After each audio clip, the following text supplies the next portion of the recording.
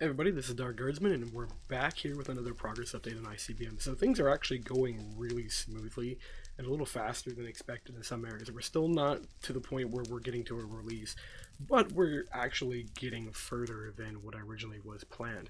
So I just worked on renders yesterday during the stream. It was about a 3-hour-ish long stream, including the hour before I was working on them, and a couple hours this morning I was working on renders. So we now have grenades working again. They not only the items work, the renders work for them as well, so you can throw them and you can actually see them render in world, and everything works as expected.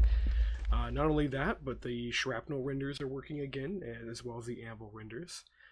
We have the Redmatter working, the exothermic endothermic renders are working, and as well the anti-gravity. I grabbed the wrong one out of here too.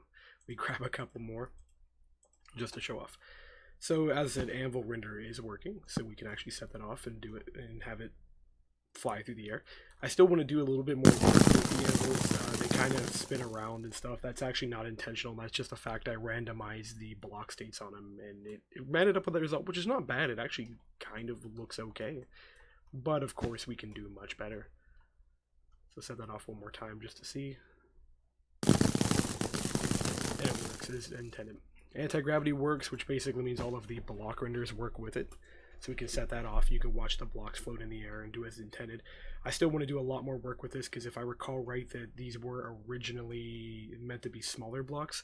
But the cool thing is with the new render system, so with all the block states and how they do and how you can render them, we actually get to see all of the blocks render properly, because now there's no longer any special handling calls. It's literally get block state and then call the render on it and you're good to go. And you can see things like grass render, snow render. It'll render chest. I think it'll even render modded tiles properly as well, as long as I feed it the block state data correctly and the mod isn't doing some weird code like doing tile entity testers and stuff. Anyways, we'll move on to the next explosion. So I did work on the actual beam renders. So the beam renders were apparently originally just designed to shoot up a little bit and that was it. And I think it's been a bug with them for quite a while that they didn't shoot down at all. And of course, when you looked up, you couldn't see them. So that's been fixed in this version as well. So not only they go down a little bit, but they also, if you look up, they'll continue to render. And that works for both the exothermic and endothermic. Go ahead and do this. Probably have to set it back a day after I set this one off, but nah, that's fine. Works perfectly well. Drops back down. Surprised we didn't get a day switch. I guess the code I put in there to prevent a day-night switch actually is working as intended.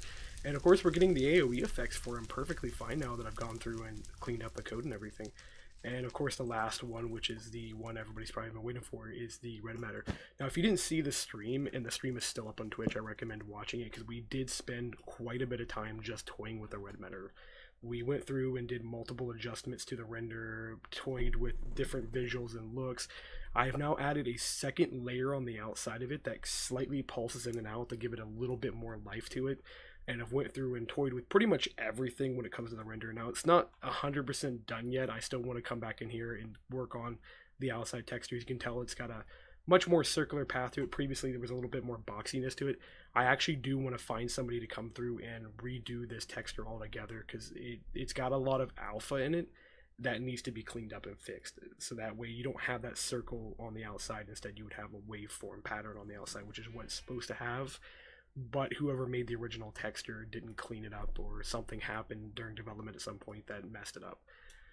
But other than that, it works perfectly fine. The only thing I really need to do it through is finish what I was doing at 1.7, which is cause it to scale up slowly as it detonates. Because as you notice, when it detonates at full size. Even though that's cool and it works, it would be really amazing if it slowly scaled out. Started as like a 0.1 meter size blast and then worked its way out as it grew and killed more and more blocks.